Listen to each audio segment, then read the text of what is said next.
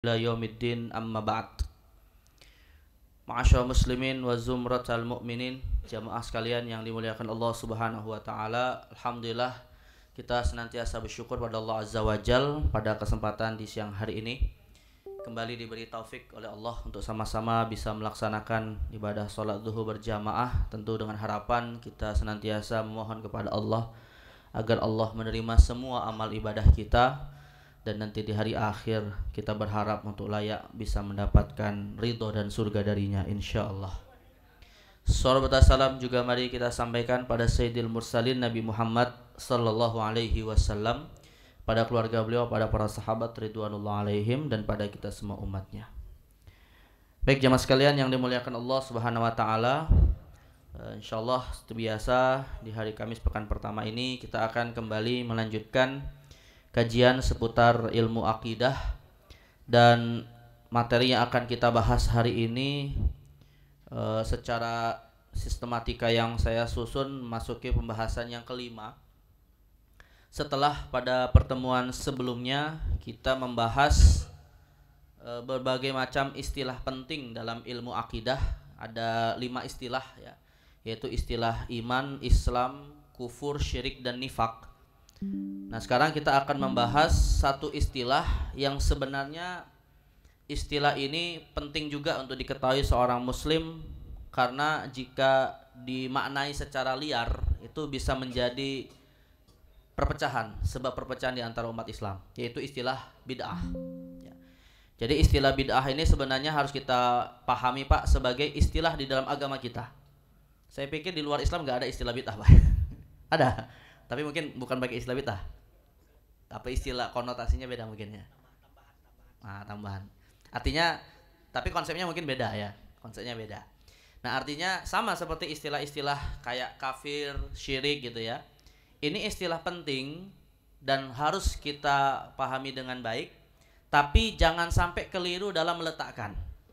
Ya, jangan sampai keliru dalam, apalagi sampai memvonis saudara muslim kita dengan vonis yang kurang tepat. Karena kalau kita bicara dalam konteks kufur misalnya Pak, Nabi SAW bersabda, man qala li akhihi ya kafir faqad ba'a ahaduhuma. Dalam hadis riwayat Imam Muslim, Nabi mengatakan, barang siapa berkata kepada saudaranya wahai kafir, maka tuduhan itu akan bisa jatuh kepada salah satu di antara dua pihak itu, antara yang menuduh dan yang dituduh. Kalau tuduhannya tidak tepat, maka sebenarnya tuduhan itu kembali kepada dirinya sendiri. Tapi kalau memang tuduhannya tepat, ada bukti, ada argumentasi, ada dasarnya, ya memang tuduhan itu harus disampaikan. Maka tuduhan kafir ini juga kalau kemudian kita kaitkan dengan bid'ah sama saja Pak ya. Menuduh saudara muslimnya sebagai ahli bid'ah misalnya, itu tuduhannya bisa saja benar, bisa saja kembali kepada dirinya sendiri. Nah artinya menggunakan istilah-istilah ini penting untuk dipahami, tapi juga hati-hati untuk digunakan ya, harus didasarkan kepada pemahaman.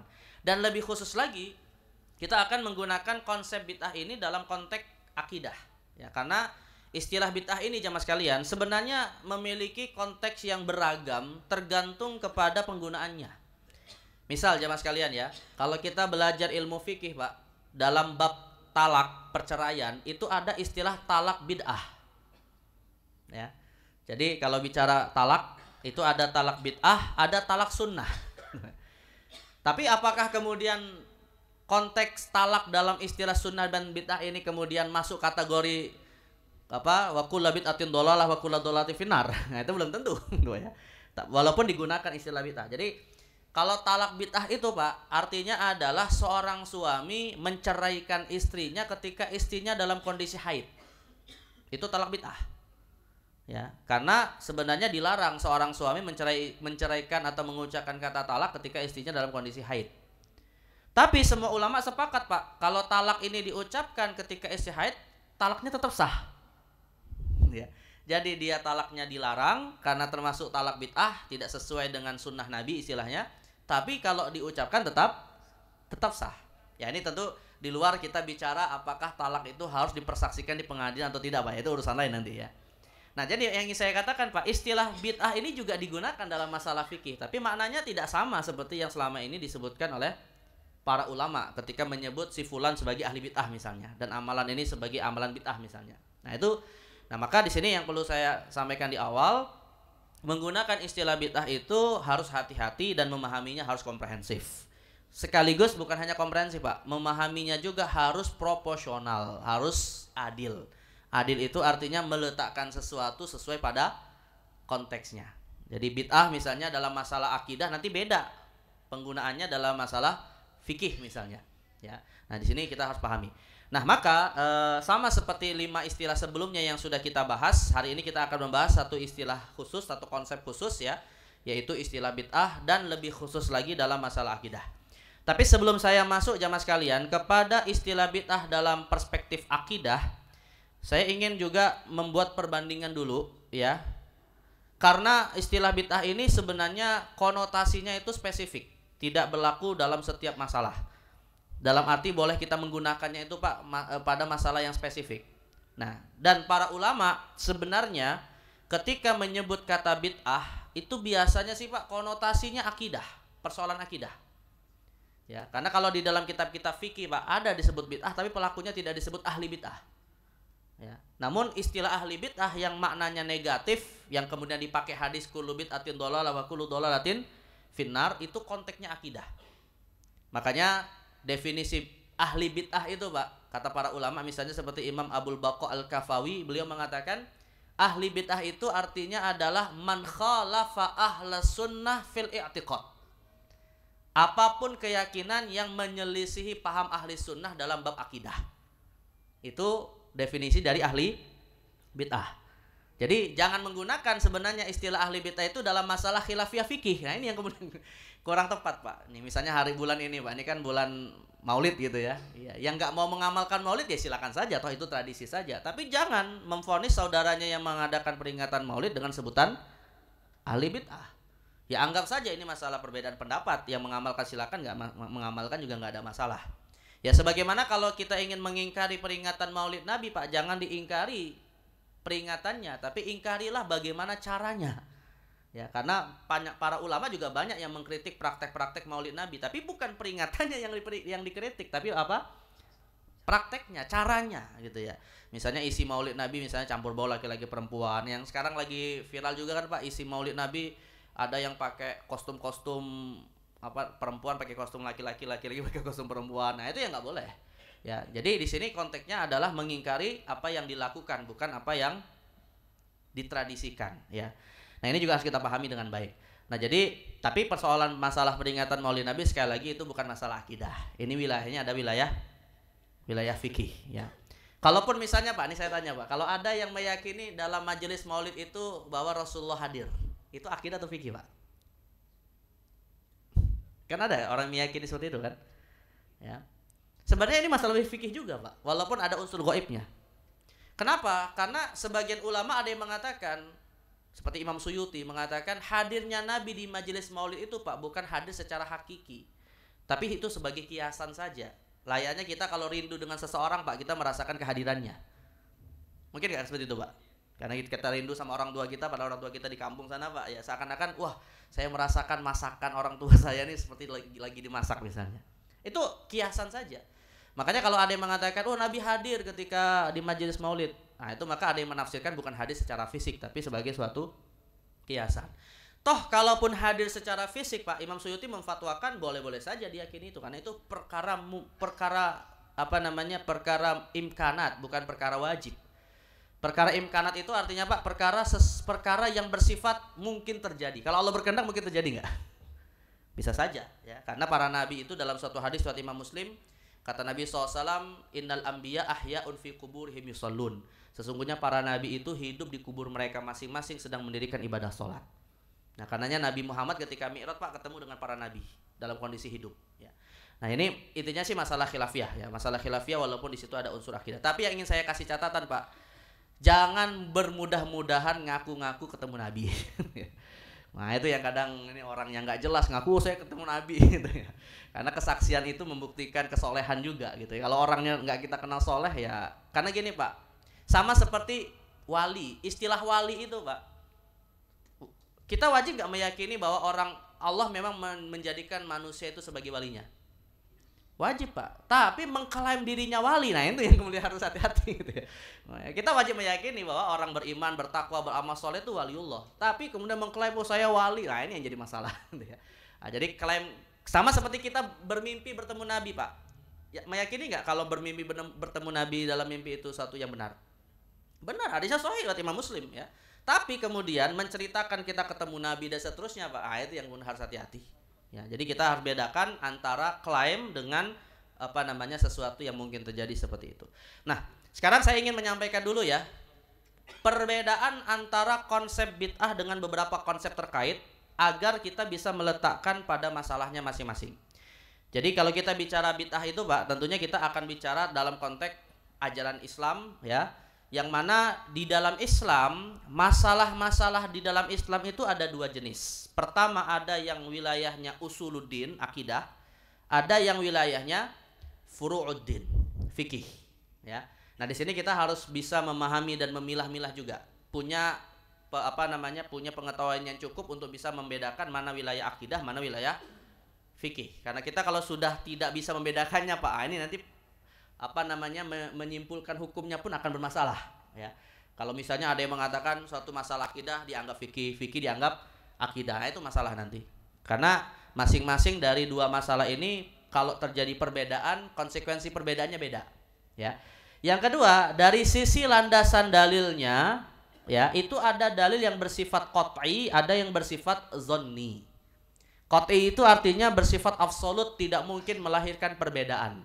Tapi kalau zonni sifatnya relatif, terbuka peluang terjadi perbedaan. Ya, contoh misalnya Pak, sebelum kita masuk detailnya, saya kasih contoh dulu perbedaan antara dalil qat'i sama dalil zonninya. Dalil di sini maksudnya bukan teksnya Pak ya, bukan teks Al-Quran, teks hadis ya. Kalau itu sumber dalilnya, tapi dalil di sini pemahaman atas dalil. Ya, misalnya begini Pak, di dalam Al-Quran Allah Subhanahu Wa Taala mengatakan dalam masalah misalnya dalam masalah kurban, Allah mengatakan inna a'tainaka kal kautsar fasholli lirabbika wanhar ya, inna syani'aka hul abtar. Jadi Allah mengatakan fasholli lirabbika wanhar, dan salat Idul Adha serta sembelihlah kurbanmu. Nah, di dalam ayat ini Pak, para ulama sepakat bahwa ayat ini sebagai dalil yang namanya kurban itu disyariatkan. Tidak boleh seorang muslim mengingkari syariat kurban. Misalnya gini ya, saya selama ini adalah aliran vegetarian gitu ya. Saya nggak pernah mau makan daging, saya haramkan kurban untuk diri saya. Ini salah ini. Kenapa? Karena kurban itu semua ulama sepakat disyariatkan. Tapi ketika Allah menggunakan kata kerja perintah Pak, wanhar. Nah, perintah di sini maknanya apa? Perintah wajib atau perintah sunnah? Nah, kira-kira Pak, kurban ini wanhar itu kan perintah, dan sembelihlah kurbanmu. Perintah wajib atau perintah sunnah? Jawabannya apa? Ya jawabannya tergantung mazhabnya. Tergantung mazhabnya. Ya karena ulama beda mazhab akhirnya dalam memahami perintah dalam ayat ini. Kalau dalam mazhab Hanafi, perintah dalam ayat ini wajib. Maka orang yang mampu berkurban tidak berkurban berdosa. Ya, sebab mereka mendasarkannya juga kepada hadis Nabi, man kana lahu sa'ah wa lam yudhahi fala yaqrabanna musallana.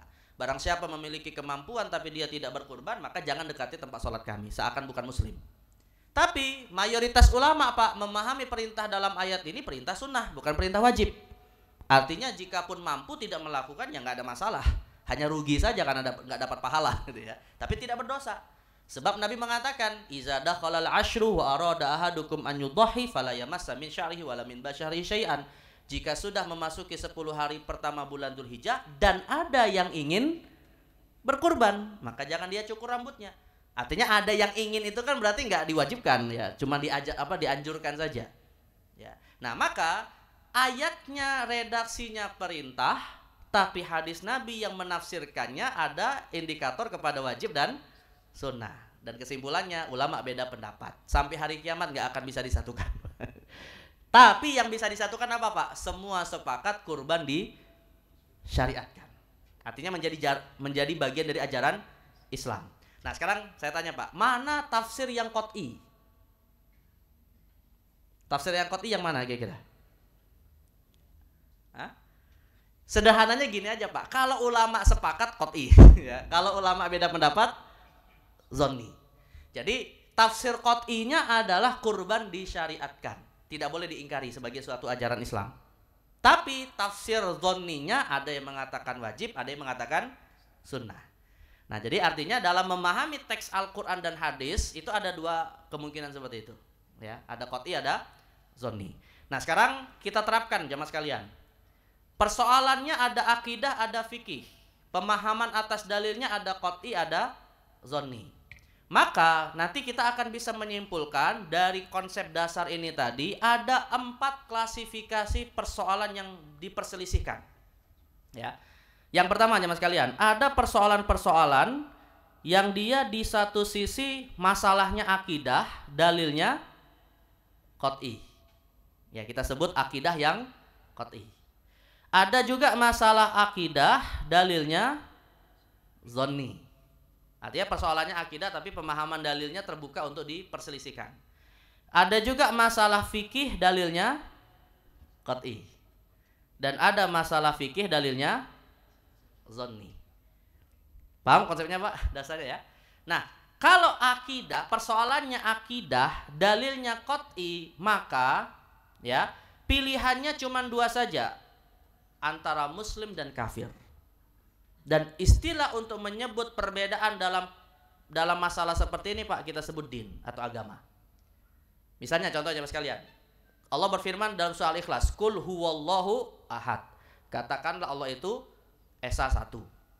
Nah faktanya hari ini Pak, ada nggak manusia yang meyakini Tuhan lebih dari 1? Ada kan faktanya Pak ya? Ada yang meyakini Tuhan ada 2, yaitu keyakinan Zoroaster.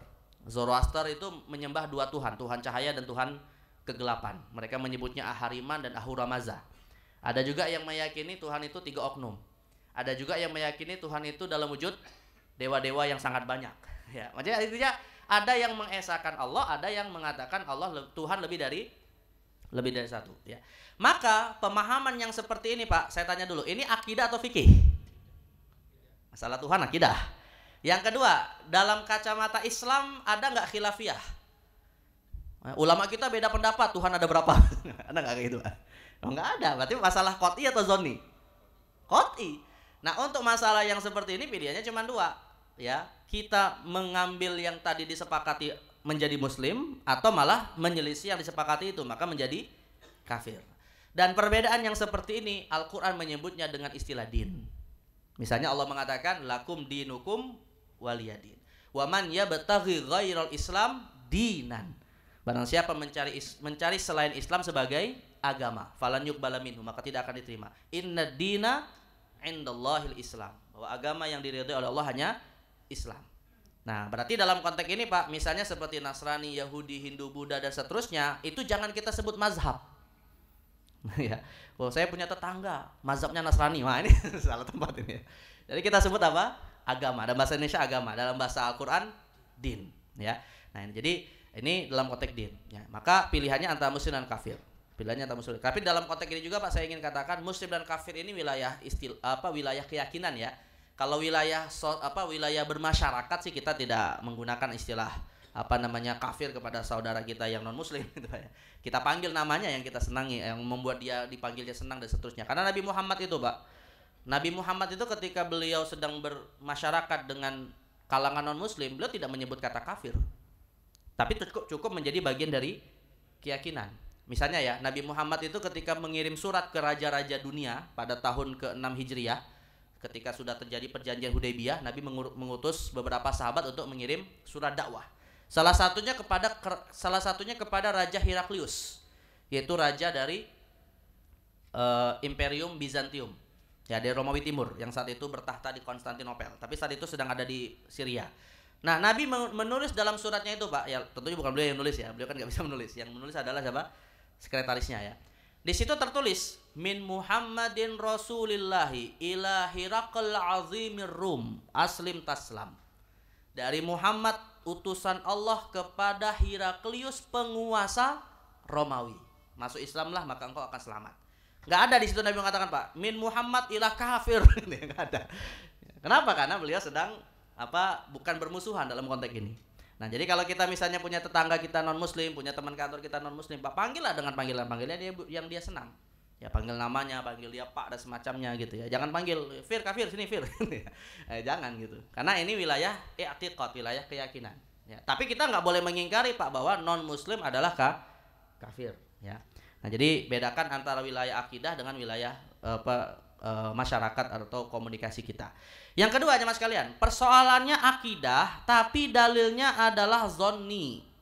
Nah, akidah dalilnya zonni. Nah, disinilah jemaah sekalian, disinilah ya kita baru menggunakan istilah sunnah dan bid'ah atau ahlus sunnah, ahlul bid'ah. Artinya apa? Ahlul bid'ah itu masih muslim tidak? Masih muslim, saudara muslim kita Pak. Kalau meninggal tetap wajib kita sholati. Walaupun ada beberapa keyakinannya yang menyimpang dari paham yang dibawa oleh Rasulullah dan para sahabat. Nah, disinilah kita baru memahami hadis Nabi yang mana Nabi bersabda, kata Nabi SAW, iftaraqat ummati ala thalathatin wa sab'ina firqah. Umatku terpecah menjadi 73 firqah. Nah, istilah untuk menyebut perbedaan dalam masalah ini disebut dengan firqah, bukan din. Ya, firqah itu berasal dari kata tafarruq, Pak, artinya perpecahan sebenarnya. Tapi perpecahan yang masih dalam internal umat Islam. Ya, dan Nabi menyebutkan ada 73 firqah, yang mana 72-nya adalah ahli neraka, tapi ahli neraka yang tidak selamanya, Pak. Ahli neraka yang sifatnya sementara. Sebagaimana ahli maksiat pada umumnya.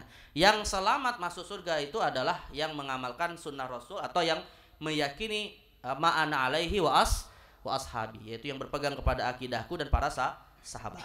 Apa contohnya misalnya Pak dalam persoalan-persoalan perbedaan pendapat di kalangan umat Islam dalam bab akidah. Contohnya misalnya terkait dengan pemahaman tentang takdir misalnya Pak. Ya, di antara umat Islam ada yang meyakini paham qadariyah, ada paham jabariyah gitu ya. Kalau qadariyah itu meyakini bahwa manusia berbuat tidak ada kaitannya dengan takdir Allah. Jadi tidak meyakini ada takdir. Kalau jabariyah malah kebalikannya, meyakini bahwa semua perbuatan manusia itu diatur oleh Allah sekalipun maksiat. Itu jadi masalah di situ, Pak. Jadi akhirnya mereka berargumentasi, saya bermaksiat karena kehendak Allah gitu ya. Saya mencuri karena Allah dan seterusnya. Ini paham jabariyah. Nah, Ahlussunnah berada di tengah-tengahnya, tidak murni qadariyah, tidak murni jabariyah. Artinya manusia punya ikhtiar, punya pilihan, tapi tetap berada di dalam kehendak Allah SWT. Karena ikhtiar itulah atau pilihan itulah yang nantinya akan kita pertanggungjawabkan di akhirat. Tapi Pak, seperti kita merencanakan sesuatu, tapi pastikah rencana kita akan berhasil? Ya belum tentu. Nah, itulah posisi Ahlussunnah. Jadi maka di sini kalau ada umat Islam yang punya keyakinan qadariyah atau jabariyah, Pak, kita katakan dia tetap muslim. Tapi akidahnya menyimpang. Ya, maka kalau dia meninggal tetap kita sholati. Boleh nggak kita doakan semoga diampuni oleh Allah dosanya di akhirat? Boleh nggak? Boleh Pak. Karena dia muslim ya, dia muslim. Jadi kita mudah-mudahan keyakinan qadariyahnya diampuni oleh Allah. Itu boleh. Ya, yang nggak boleh itu kan misalnya gini Pak, ada orang mati dalam kondisi kafir, semoga kekafirannya diampuni oleh Allah. Itu yang nggak boleh gitu ya. Ya, jadi menyebut almarhum misalnya atau menyebut rahimahullah kepada yang meninggal dalam kondisi keyakinannya menyimpang, tapi dia masih bersyahadat, itu sesuatu yang boleh. Yang tidak boleh kalau dia jelas-jelas mati dalam kondisi kafir. Ya. Baik. Nah, sedangkan untuk yang ketiga Pak, masalah fikih dalilnya qat'i. Misalnya apa? Ya, ini kalau masalah fikih dalil qat'i itu Pak, intinya adalah persoalan-persoalan fikih yang ulama sepakat. Nah, banyak nggak Pak? Persoalannya fikih gitu ya, bukan akidah. Dan ulama sepakat, banyak nggak kira-kira? Cukup banyak Pak ya. Sholat 5 waktu wajib. Ada nggak khilafiyah? Nggak ada kan? Puasa Ramadan wajib, bayar zakat bagi yang mampu wajib, ibadah haji ke tanah haram wajib ya. Kemudian zina haram ya, LGBT haram, mencuri haram, ya seterusnya. Itu kan sesuatu yang disepakati semua Pak. Membunuh haram tanpa hak ya. Nah, maka wilayah-wilayah yang seperti ini namanya disebut dengan fikih yang qat'i. Nah, orang yang menyimpang dalam pemahaman fikih yang qat'i ini Pak, namanya disebut zindiq. Tapi di sini menyimpangnya dari sisi keyakinan ya, bukan amalan. Kalau amalan dia menyimpang dari pemahaman yang disepakati atau dari amalan yang disepakati, itu disebut fasik. Ya, misalnya begini Pak, perbedaannya ya antara fasik dengan zindiq Pak. Misalnya begini, ada orang dia ketika hidupnya ngaku muslim tapi nggak pernah sholat. Nah, kita tanya Pak, kenapa Anda nggak sholat? Ya, dia bilang saya tahu sholat itu hukumnya wajib, tapi kadang ya ada pekerjaan membuat saya males gitu Pak. Nah, banyak nggak kayak ini orang Islam kayak gini? Nggak sholat karena males.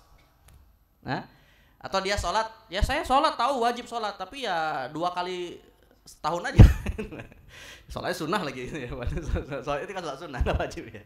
Tapi dia meyakini Pak bahwa sholat hukumnya wajib. Maka orang yang seperti ini kita tidak sebut zindik, dia tetap disebut muslim. Tapi muslim yang fasik. Ya, dan kalau meninggalnya tetap disolati. Tapi kalau ada orang Pak, kita tanya, kamu kok nggak sholat? Akhirnya dia bilang, wah saya nggak sholat itu karena saya sudah dapat wangsit di Gunung Fulan gitu ya. Saya bawa naik sudah makomnya menjadi makom wali. Akhirnya saya sudah tidak wajib sholat lagi. Nah orang yang kayak gini baru disebut zindik. Kenapa? Karena dia sudah mengingkari kewajiban sholat. Atau misalnya begini Pak, ada orang meyakini, ada orang misalnya punya harta yang cukup untuk bisa berangkat haji. Pada dasar wajib dia berangkat haji kan. Tapi kemudian ya dengan alasan apapun dibuat-buat untuk nggak berangkat haji. Maka dia muslim yang fasik. Tapi Pak kalau ada orang bilang, oh saya berangkat haji juga, tapi haji saya di Qadianiyah India. Siapa Pak ini Pak? Yang hajinya ke Qadian India? Ahmadiyah. Ahmadiyah hajinya bukan ke Mekah, tapi kemana? Ke India. Ah itu baru kita sebut zindik. Kenapa? Karena dia sudah mengingkari apa yang menjadi kesepakatan, meskipun itu dalam wilayah fikih. Ya. Nah jadi yang mengingkari persoalan yang disepakati dalam wilayah fikih, kalau pada wilayah keyakinan itu namanya zindik. Tapi kalau wilayah pada amal saja Pak, namun dia tetap, misalnya orang berzina, kita tanya, kenapa Anda berzina? Lalu dia mengatakan, saya tahu zina haram, tapi saya nggak bisa menahan nafsu. Maka orang ini fasik. Tapi kalau dia ditanya Pak, kenapa Anda berzina? Lalu dia menjawab, wah zina itu bagi saya nggak diharamkan, halal bagi saya. Gitu ya. Maka orang ini zindik. Kenapa? Karena dia sudah menghalalkan apa yang diharamkan.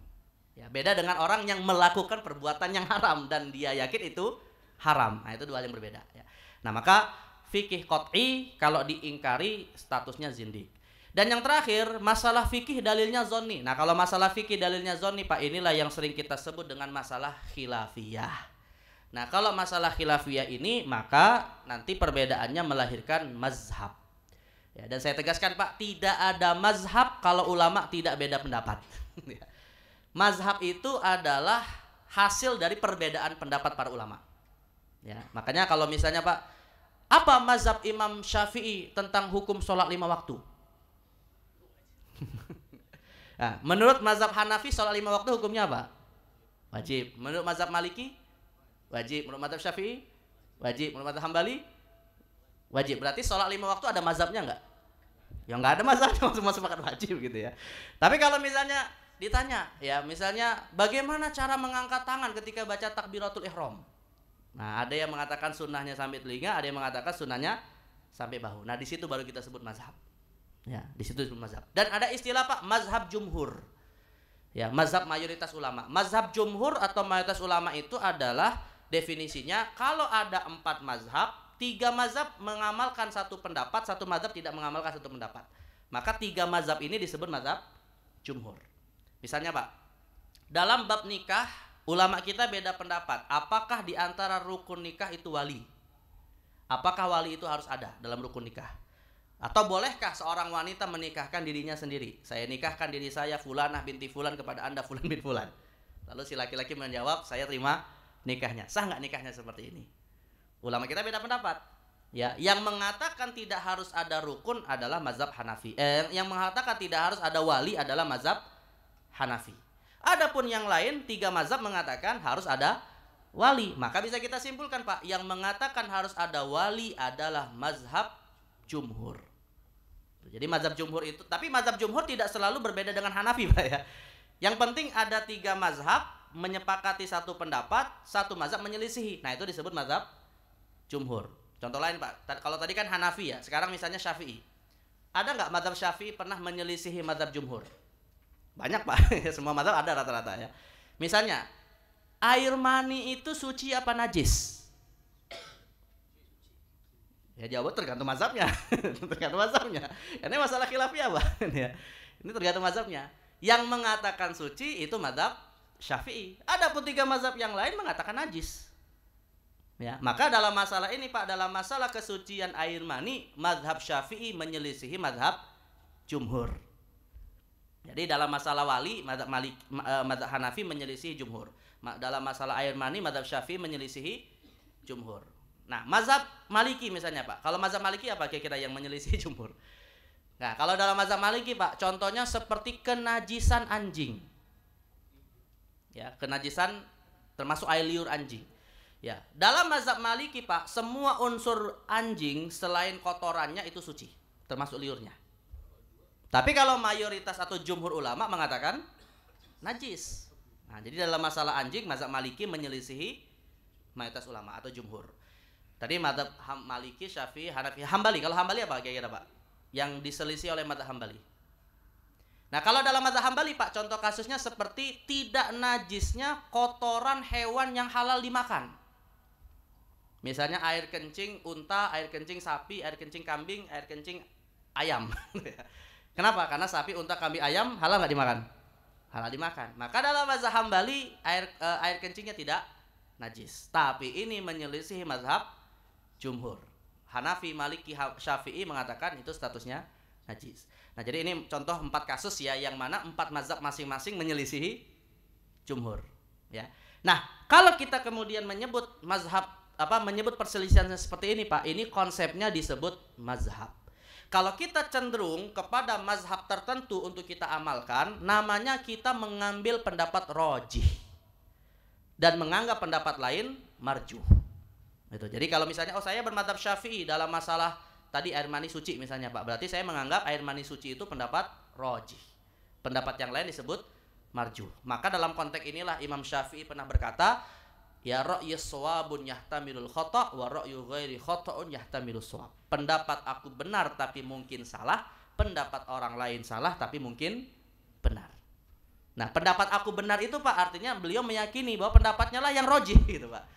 Jangan dibalik ya, jangan mengatakan pendapat aku salah tapi mungkin benar. Artinya nggak yakin dengan pendapatnya sendiri gitu ya. Kita harus yakin dulu bahwa apa yang kita amalkan itu benar. Tapi tetap ada ketawaduan menganggap ada kemungkinan salahnya. Sebagaimana kita menganggap pendapat lain salah, tapi dengan tawadhu kita mengatakan mungkin saja benar. Nah, wilayah-wilayah yang seperti ini kita sebut mazhab. Ya, nah kita sebut mazhab. Nah, dari keempat permasalahan ini Pak, dan melahirkan 3 konsep, ada din, firqah, dan mazhab. Ya, saya ingin menegaskan bahwa istilah bid'ah konotasinya yang lebih dominan kalau kita membaca kitab-kitab akidah adalah wilayah firqah. Wilayah yang kedua. Jadi para ulama kita itu Pak menyebut siapa yang disebut ahli bid'ah yang menyimpang dari paham ahlu sunnah. Ya, tapi kalau misalnya mereka menyebut istilah bid'ah Pak dalam masalah fikih, sebenarnya bid'ah dalam masalah fikih itu mereka sebut untuk perkara yang hukumnya bisa makruh, sunnah, mubah, haram, wajib. Jadi artinya Pak, kalau istilah bid'ah diletakkan dalam masalah akidah, konotasinya haram, sesat. Tapi kalau istilah bid'ah diletakkan dalam masalah fikih, maka hukumnya bisa wajib, haram, makruh, sunnah, mubah. Tergambar Pak kira-kira konsepnya ya. Nah, saya kasih contoh Pak, ya. Masih ada waktunya kan ya? Ya. Baik, sekarang kita pahami Pak konsep sebelum nanti masuk ke contoh ya. Tapi intinya ini kita harus pahami dulu ada 3 istilah penting untuk memahami di mana wilayah bid'ah itu lebih konotatif ya. Nah, sekarang saya ingin mengajak kita memahami konsep bid'ah dulu ya. Konsep bid'ah tapi dalam wilayah fikih sebenarnya Pak. Bid'ah tapi dalam wilayah fikih ya. Jadi kalau bid'ah dalam wilayah fikih itu Pak, kata Imam Ali Mahfud ya, beliau mengatakan bahwa kita kalau ingin mendefinisikan bid'ah tidak boleh melepaskan diri dari definisi sunnah. Karena istilah bid'ah itu biasanya dia dianggap sebagai lawan dari istilah sunnah. Tapi yang jadi masalah begini Pak, ya. Secara bahasa istilah sunnah itu adalah tradisi yang diikuti. Sedangkan istilah bid'ah adalah perkara baru yang belum ada contoh sebelumnya. Jadi artinya sesuatu yang sudah mentradisi dalam bahasa disebut sunnah. Sedangkan kalau ada hal baru yang berbeda dengan tradisi itu disebut bid'ah. Itu secara bahasa. Nah, kalau kita definisikan secara syariah, sederhananya gini aja Pak, kita masukkan posisi Nabi Muhammad di situ. Artinya sunnah itu definisinya apa-apa yang ditradisikan oleh Nabi Muhammad. Maka bid'ah lawannya sesuatu yang tidak ditradisikan oleh Nabi Muhammad SAW. Itu definisi umumnya Pak ya. Itu definisi umumnya. Maka kata para ulama, sunnah itu ma'udhifa ilan Nabi sallallahu alaihi wasallam, ghairal Quran. Apapun yang disandarkan kepada Nabi selain Al-Quran, itu sunnah. Sedangkan kalau bid'ah, kebalikannya Pak, apapun yang tidak disandarkan kepada Nabi Muhammad. Itu seperti kata Imam Izzuddin Abdus Salam, beliau mengatakan fi'lun lam yu'had fi ahdi Rasulillah. Apapun yang dilakukan tidak ada contohnya pada masa Rasulullah. Nah, dari definisi ini kita akan bisa menyimpulkan beberapa hal Pak. Bahwa istilah sunnah dan bid'ah itu poin pentingnya ada pada sosok Rasulullah SAW. Yang dilakukan oleh Nabi sunnah, yang tidak dilakukan oleh Nabi bid'ah. Itu definisi umumnya ya, definisi umumnya. Kemudian yang kedua jamaah sekalian, sunnah dan bid'ah itu bukan hukum syariah, tapi perkara yang berimplikasi hukum syariah. Artinya gini Pak, kalau kita mengatakan ini adalah bid'ah, itu masih koma, hukumnya apa? Sama seperti kita mengatakan Pak, saya mendapati Nabi melakukan ini, itu masih koma Pak, tapi hukumnya atas umat apa? Nah itu Pak ya konsepnya Pak ya. Misalnya Nabi Muhammad Pak diriwayatkan bahwa beliau punya istri 11 orang, sunnah Nabi bukan? Tapi itu sudah final atau masih koma? Masih koma Pak, hukumnya atas umat apa? Nah itu yang harus kita pahami Pak. Maka apa yang tidak dilakukan oleh Nabi juga bisa kita sebut bid'ah tapi masih koma, hukumnya apa? Ya, nah itu ini agar kita memahami istilah bid'ah ini jelas-jelas tidak lepas dari konsep sunnah ya. Dan yang ketiga Pak, ya, bahwa hukum syariah itu cuma 5 yang pernah kita pelajari dari kecil ya, wajib, haram, sunnah, makruh, mubah. Pernah Pak belajar ilmu fikih bahwa ada hukum bid'ah? Ini hukumnya bid'ah gitu ya. Enggak ada. Saya bertahun-tahun belajar ilmu fikih, usul fikih nggak pernah menemukan hukum bid'ah ya. Jadi bid'ah itu perkara yang nanti kita cari hukumnya apa. Ya. Nah, ini harus kita pahami konsepnya seperti itu. Kemudian yang terakhir, cara mengetahui hukum syariah atas perkara sunnah dan bid'ah itu dengan menimbangnya berdasarkan kaidah-kaidah syariah. Nah, ini seperti yang disampaikan oleh Imam Izzuddin Abdus Salam, beliau mengatakan bahwa wa tariqatu ma'rifati dzalika an tu'radul bid'atu ala qawaidis syariah. Ketika kita ingin menghukumi perkara baru yang belum pernah ada di zaman Nabi, kembalikan kepada kaidah syariah. Bagaimana kaidah syariah menyimpulkannya? Ya, bisa nanti hukumnya wajib, bisa haram, bisa sunnah, bisa makruh, bisa mubah. Ya, tergantung bagaimana hasil analisa berdasarkan kaidah syariahnya. Nah, kaidah syariah di sini Pak maksudnya ilmu usul fikih. Ya, yang nanti akan melahirkan fatwa para ulama. Nah, sekarang saya biar lebih aplikatif Pak, kita kasih contoh. Ya, setelah dianalisa intinya sunnah Nabi itu Pak akan terikat dengan 5 hukum, sebagaimana bid'ah juga akan terikat dengan 5 hukum. Jadi apa yang datang dari Nabi bisa hukumnya atas kita umatnya wajib, sunnah, haram, makruh, mubah. Bid'ah juga begitu, ada wajib, sunnah, haram, makruh, mubah. Kita kasih contoh Pak. Atau saya tanya nih, kira-kira sunnah Nabi Muhammad yang wajib apa Pak contohnya? Yang wajib, enggak wajib bagi umat. Sunnah Nabi tapi hukumnya wajib bagi kita Pak. Hah? Ya tadi kita lakukan sholat 5 waktu. Sholat 5 waktu itu sunnah Nabi bukan?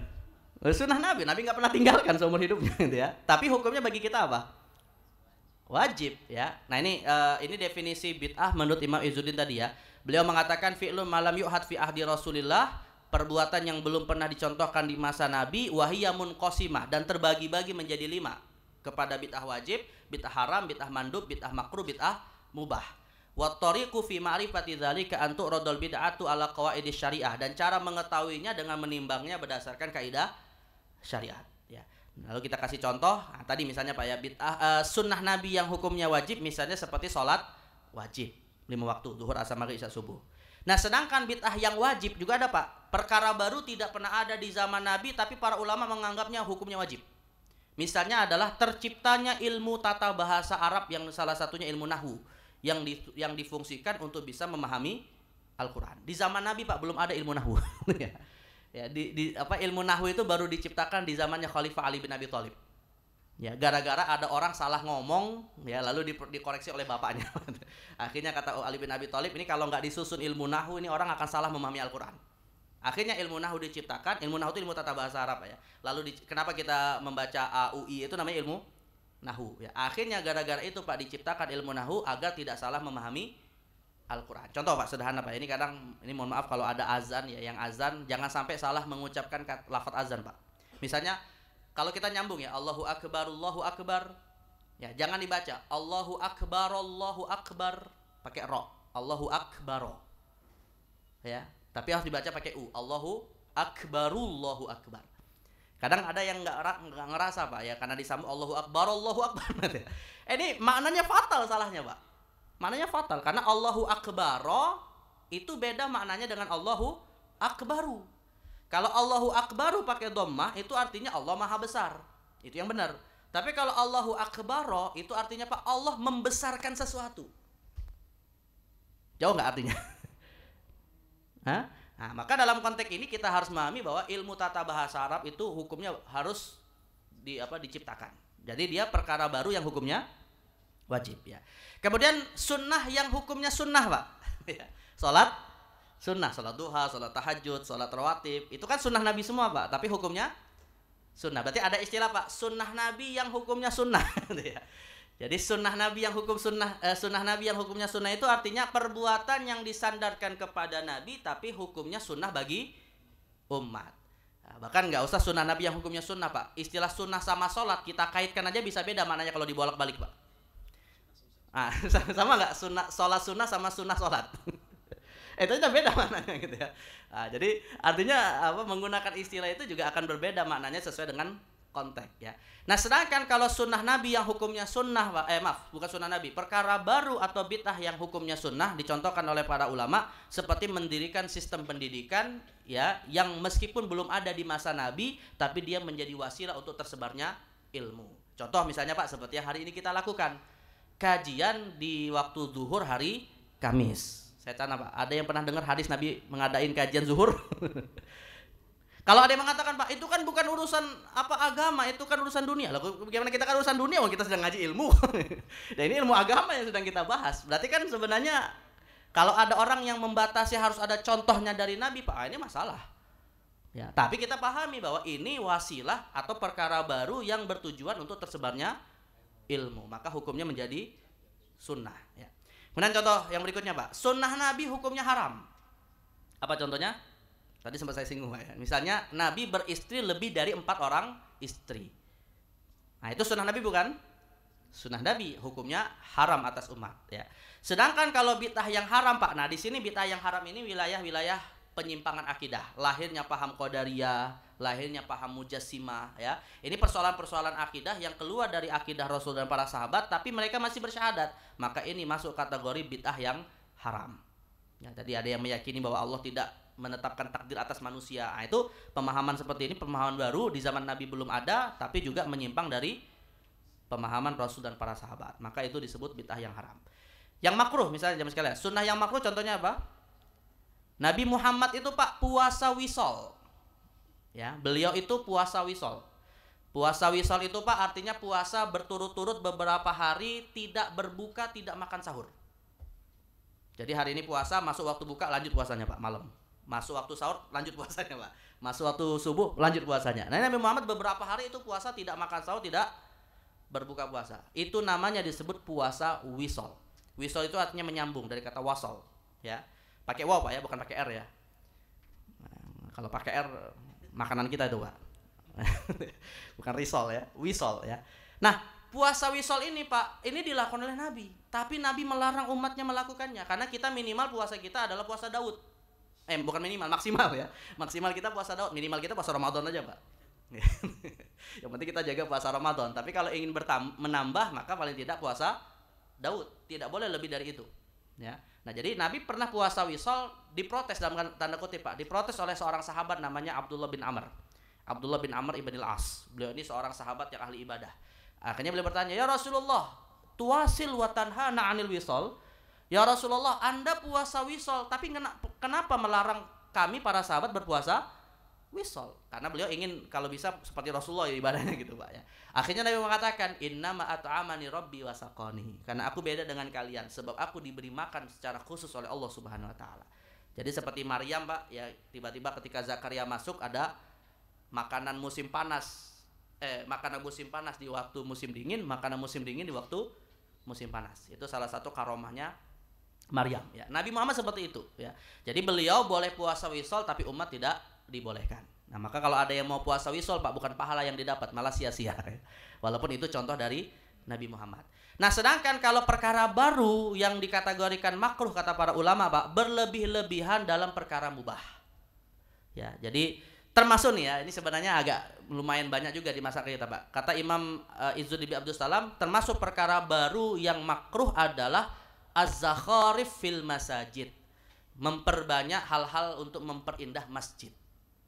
Misalnya apa, misalnya Pak, warnanya macam-macam, warna-warni ya, kemudian dikasih apa, emas misalnya gitu, atau kaligrafi berlebihan. Nah, itu termasuk di zaman Nabi belum ada, tapi masuk kategori bid'ah yang makruh. Apalagi kalau misalnya posisinya itu, Pak, tepat di depan kita yang sedang sholat, akhirnya bukan kita sholatnya khusyuk tapi malah terganggu dengan pemandangan yang ada di masjid misalnya. Di sini gimana, Pak, makruh atau enggak nih? Nah, itu ukur sendiri lah. Kalau ganggu ya itu makruh gitu.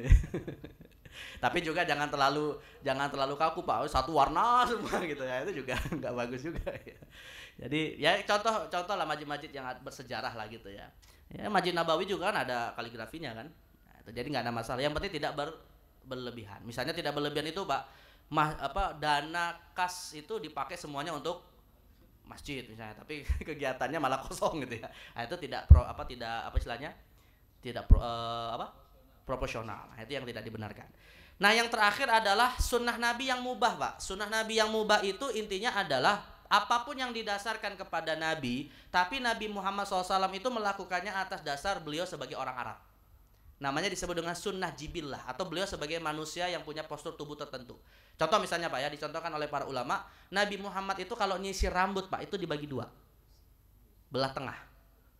Nah, itu Nabi Muhammad, Pak. Ya, Nabi Muhammad itu rambutnya belah tengah. Ini yang rambutnya nggak belah tengah, ahli bid'ah gitu ya. Ya enggak juga, Pak, ya. Ya, saya nggak katakan ahli bid'ah ya. Kenapa? Karena ini bukan wilayah syariah gitu. Tapi masalahnya, Pak, tercatat dalam hadis. Itu masalahnya.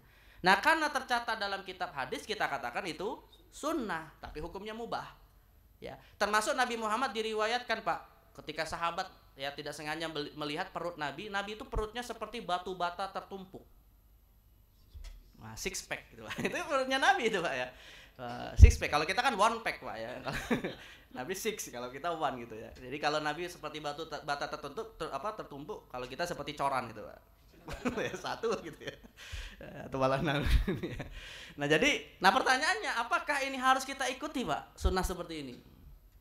Ya, jawabannya tidak ya, karena hukumnya adalah mubah ya. Tapi kalau kita ingin mencontohnya dan ingin dapat pahala, contohlah dalam rangka menteladani Nabi Muhammad SAW. Jadi kalau ada misalnya memang ingin membentuk fisiknya seperti fisik Rasulullah, maka bukan hanya sebatas untuk memperindah fisiknya, tapi juga untuk menteladani Nabi Muhammad. Nah, maka itu sunnah yang masuk kategori mubah.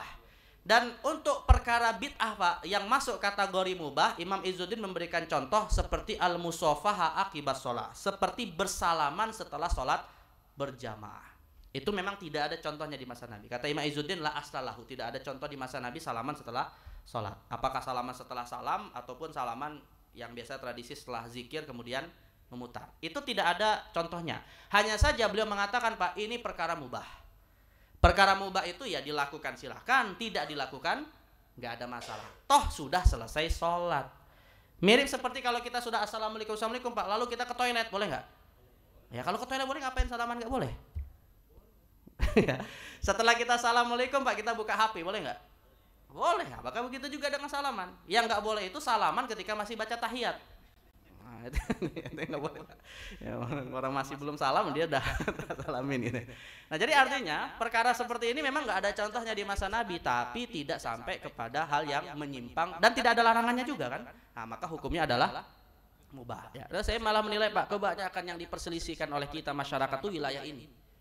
Ya, termasuk kayak peringatan Maulid Nabi, peringatan awal Muharram tahun baru Hijriyah ya. Peringatan Isra Mi'raj ya, kemudian nuzul Quran bulan Ramadan dan seterusnya, itu semua masuk wilayah bid'ah yang mubah. Ya, jadi bid'ah yang mubah itu jangan diwajibkan tapi juga jangan diharamkan gitu ya. Karena mengharamkan sesuatu atau mewajibkan sesuatu harus ada dalil spesifik. Tapi kalau nggak ada dalilnya, selama tidak ada pelanggaran syariatnya, hukum asalnya adalah mubah ya. Baik, ini saya memperkenalkan dulu konsepnya secara umum sebenarnya, Pak, ya. Tapi nanti mungkin insyaallah pada pertemuan berikutnya kita akan membahas ada lagi konsep tentang bid'ah secara khusus Pak ya. Ada klasifikasi bid'ah yang dibedakan oleh para ulama menjadi dua, ada bid'ah hakikiyah, ada bid'ah idhofiyah. Ya ini mungkin perlu waktu yang nanti akan kita bahas lebih detail, dan bagaimana posisi bid'ah dalam bab akidah, di mana wilayahnya. Karena tadi kita kasih contoh sebenarnya kebanyakan dalam wilayah fikih ya, tapi memang ada satu masalah bid'ah yang hukumnya haram dalam wilayah akidah. Karena bid'ah dalam akidah itu Pak sebenarnya hukumnya haram. Hanya saja nanti haramnya ada dua, ada haram yang mengeluarkan dari Islam, ada haram yang masih masuk kategori muslim. Jadi maka mungkin nanti detailnya akan kita bahas dan contoh-contohnya insyaallah ya. Baik, mungkin ini yang bisa saya sampaikan jamaah sekalian tentang konsep bid'ah secara umum dan secara khusus dalam akidah. Ada yang mau bertanya Pak sebelum kita tutup? Bisa ada waktu nggak? Ini jam. Oh ini ada. Di sini ada. Baik, ada pertanyaan jamaah sekalian? Ya mungkin satu dan terakhir Pak.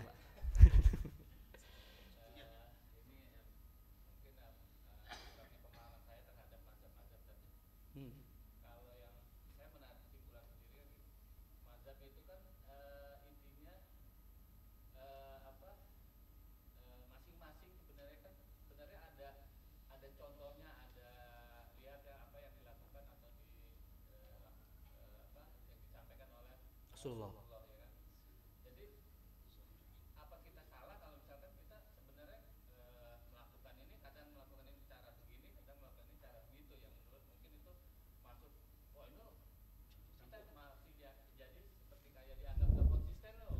Oh jadi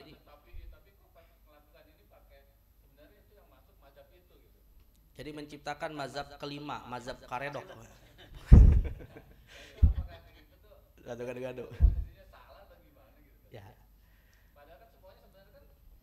Dari sumber yang sama ya. Sebenarnya begini Pak, saya malah mengatakan sepertinya Nabi itu sengaja.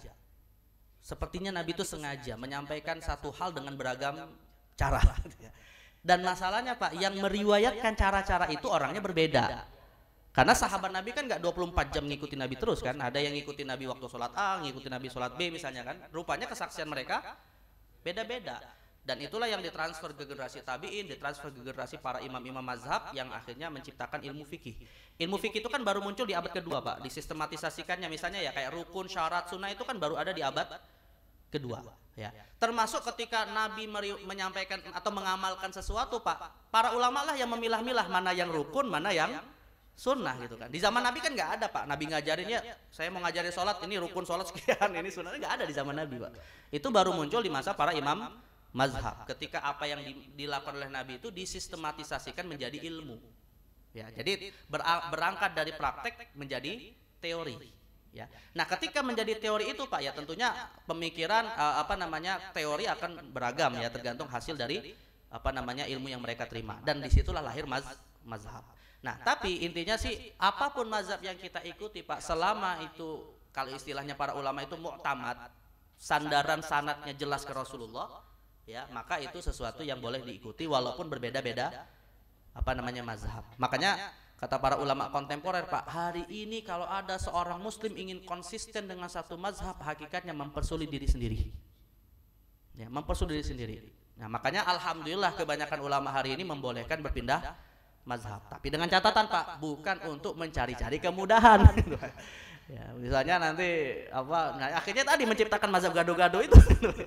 Ya, itu bukan mengikuti pendapat ulama, itu hawa nafsu sebenarnya. Ya, jadi artinya syarat boleh kita berpindah mazhab itu karena memang ada hajat kebutuhan di situ. Dan yang kedua Pak, yang paling penting juga adalah tidak menyelisihi amalan mayoritas masyarakat. Saya katakan Pak, dalam persoalan fikih jangan merasa tampil beda. Sikap tampil beda itu sikap yang kurang bijak. Kurang bijak Pak. Karena fitnah permusuhan lebih besar daripada hanya perbedaan biasa. Nah, maka artinya Pak, kalau kita berada di suatu tempat yang amalannya tidak sama seperti kita, misalnya seperti sholat subuh lah ya, contoh sholat subuh lah. Kita biasa nggak kunut Pak, tapi kita bermakmum di belakang imam yang kunut. Ya udah amini aja kunutnya imam. Atau sebaliknya Pak, kalau misalnya imamnya nggak kunut, jangan kunut sendirian. Gitu ya. Imamnya udah tahiyat, kita baru Allahumma sholli ala Muhammad. Gitu ya. Nah, itu salah juga. Itu. Jadi maka ada sikap-sikap bijak yang harus kita lakukan. Dan saya mengatakan Pak, kenapa umat ini berbeda pendapat? tujuannya cuma satu Pak, melatih agar hati kita nggak dengki nanti di hari akhir. Karena di antara tanda orang beriman itu adalah Rabbana la taj'al fi qulubina ghillal lil ladzina amanu. Ya jangan jadikan hati kami dengki kepada sesama saudara mukmin. Lah kalau di dunia saja Pak kita nggak bisa akur gara-gara berbeda, apalagi di akhirat. Nah, jadi ini sebenarnya ujian akhirat juga sebenarnya. Kalau kita bisa lapang dada, maka insya Allah di akhir nanti kita bisa menerima perbedaan itu. Ya, makanya saya membayangkan jangan-jangan Imam Syafi'i, Imam Malik, Imam Abu Hanifah, Imam Ahmad bin Hanbal Pak, semuanya masuk surga, yang diobrolin di surga ya masalah ini juga Pak. Ini kamu dulu dalilnya mensunahkan kunut subuh itu di dunia apa gitu ya, kita diskusi lagi gitu. Tapi nanti datang Allah menghakimi, yang ini dapat 2 pahala, yang ini dapat 1 pahala. Karena kan kata Nabi Muhammad Pak, yang benar di sisi Allah dapat 2 pahala, yang salah tetap dapat 1 pahala. Artinya nanti yang mereka perebutkan itu adalah mana yang dapat 2, mana yang dapat 1. Yang masuk neraka yang mencela-cela ini Pak. Jadi yang mencela pendapat para ulama itulah yang kemudian malah nggak dapat apa-apa. Jadi seperti itulah kita membayangkan keberadaan mazhab fikih. Jadi silakan saja Pak mengikuti pendapat yang ada, yang penting sandaran ilmunya jelas ya, dan bukan mengada-ngada gitu kan. Bukan mengada-ngada. Misalnya saya mau bayar zakat fitrah, boleh nggak pakai bolu? Ah itu mengada-ngada namanya Pak. Itu mengada-ngada gitu ya. Tapi kalau mau pakai uang apa mau pakai beras, ya, masing-masing ada sandarannya ya, silakan saja.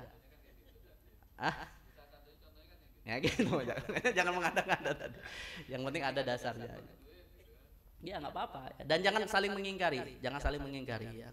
Kalau misalnya mau zakatnya pakai beras silakan, jangan mengingkari yang zakatnya pakai uang. Tapi ingkarilah yang zakatnya pakai gorengan misalnya Pak. Nah itu diingkari Pak, karena nggak ada dasarnya ya. Nah, seperti itu. Ya mungkin begitu Pak ya. Wallahu a'lam. Ya. Baik, mungkin karena ini terakhir ya kita cukupkan. Mudah-mudahan yang kita bahas ini manfaat. Mari kita tutup dengan doa kafaratul majelis. Subhanakallahumma bihamdika asyhadu an la ilaha illa anta astaghfiruka wa atubu ilaik. Wassallallahu ala sayyidina Muhammadin nabil ummi wa ala alihi washabihi wasallam. Wassalamualaikum warahmatullahi wabarakatuh.